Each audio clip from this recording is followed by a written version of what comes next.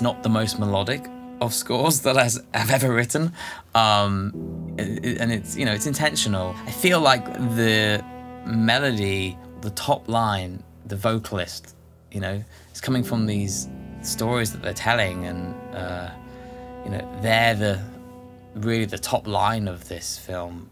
You really want to listen to them, and so, you know, I did try and write themes that would play like a long melody that we would recognize to call a melody, but it was hard getting them in.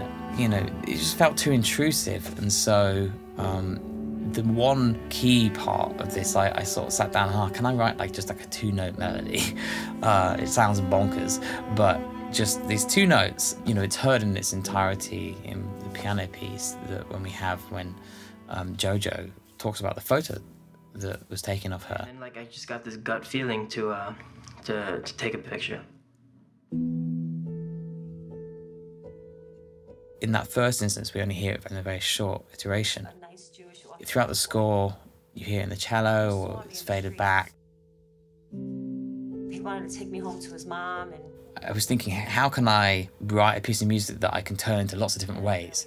And it kind of became the content for the opening cue, the mass exodus, actually, and maybe lots of other areas, but heard in different formats. You know, I could play the same thing over all those cues, and it is really, you know, developed from this 2-note melody that is really a motif, to be honest. I wouldn't say it sounds like a collection of different cues from different things. What keeps the consistency over the whole of the course of the same score is the use of the same instrumentation, or, you know, it comes from the same band of instruments.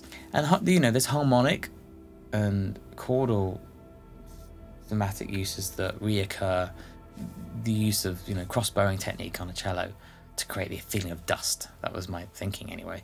So all these little techniques are as thematic as a melody would be.